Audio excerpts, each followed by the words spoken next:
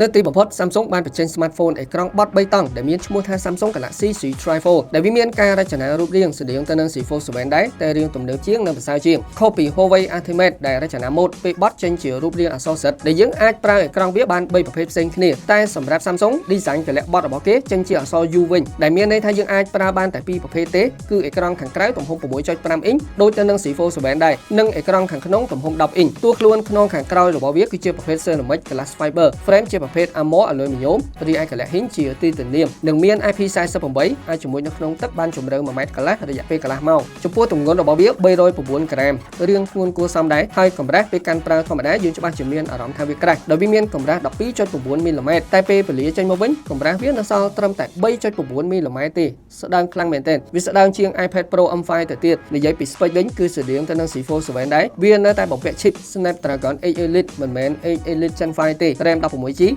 storage មាន2ជម្រើសគឺ512និង1 ទេអញ្ចឹងសម្រាប់កម្លាំងម៉ាស៊ីនយើងអាចស្មានដឹងមុនខ្លះថាវាប្រហែលទៅនឹង C Fold 7 ដែរទំហំថ្ម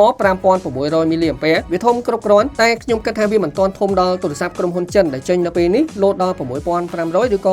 7500 មីលីអាំពែទៅហើយវាមានល្បឿនសាក45 វ៉ាត់និងអាចសាក wireless បាន 15 វ៉ាត់ចំពោះផ្នែកកាមេរ៉ាគឺដូចបេះយកចេញពី Galaxy C Fold 7 យកមកដាក់នៅលើ C Tri4 នេះអញ្ចឹង lens ដើម 200 megapixel lens telephoto 10 megapixel និង lens ultra wide 12 megapixel ចំណែកកាមេរ៉ា selfie នៅលើអេក្រង់តូចខាងមុខនិងខាងក្នុងគឺទំហំ10 megapixel ទាំងពីរចំណុចដែលទាក់ទាញចំណាប់អារម្មណ៍របស់អ្នកគាំទ្រគឺអេក្រង់3តង់របស់វានឹងតែម្ដងដែលមានន័យថាយើងអាចដាក់ទូរស័ព្ទនិង tablet នៅក្នុងហៅប៉ៅតែមួយអេក្រង់ 6.5 អ៊ីនខាងមុខគឺជាប្រភេទ Dynamic AMOLED 2X ដែលមានកម្រិតបង្ហាញ Full HD+ 120Hz កម្រិតពន្លឺ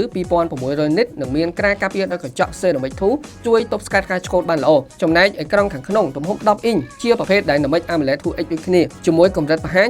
2160 គុណនឹង 1584 pixel refresh rate 120Hz កម្រិតពន្លឺ 1600 nits អ្វីដែលខ្ញុំមើលឃើញថាវាល្អជាងអេក្រង់របស់ C Fold 7 និងទូរស័ព្ទអេក្រង់បត់ភាគច្រើនគឺអេក្រង់របស់វាមានរូបរាងបែបចតុកោណមិនមែនរាងការ៉េដូច C Fold 7 ទេដែលមានន័យថាការដែលយើងប្រើ C Fold 7មិនថាយើងកាន់ផ្ដេកឬក៏ប្រឈមមើលទៅគឺវាដូចតែគ្នាសម្រាប់ C Tri4 ពេលយើងកាន់ផ្ដេកមើលវីដេអូសង្កេតឃើញថាវាបង្ហាញរូបភាពបានរាងធំទូលាយជាងនិងសល់របាខ្មៅលើក្រោមរាងតូចជាងហើយពេលយើងចូលទៅមើល website មើលព័ត៌មានឬក៏ content ផ្សេងៗយើងអាចកាន់វាប្រឈមវិញស្រួល scroll មើលឃើញទូលាយភ្នែកហើយអេក្រង់បែបនេះគឺវាពិតជាអំណោយផលល្អខ្លាំងមែនទែនសម្រាប់ការប្រើប្រាស់ multitasking ការប្រើប្រាស់ដែលបើកកម្មវិធីគោច្រើននៅលើអេក្រង់តែមួយក៏ស្រួលមើលហើយមុខងារ Samsung DeX ដែលយើងធ្លាប់ប្រើសម្រាប់ connect ទៅកាន់ monitor នៅលើ Galaxy មុនលើកនេះយើងអាចប្រើ Samsung DeX ផ្ទាល់នៅលើ C Tri4 ដោយមិនចាំបាច់ភ្ជាប់ទៅកាន់ monitor ក៏បានដែរសម្រាប់តម្លៃខ្ញុំមិនទាន់ដឹងច្បាស់ទេតែតាមមើលក៏មិនថោកដែរហើយបើសិនជាមានឱកាសបានកាន់ប្រើខ្ញុំនឹងបង្ហាញបងប្អូនទាំងអស់គ្នាឲ្យកាន់តែលម្អិតបន្ថែមទៀតទៅលើជម្រើសពណ៌វិញ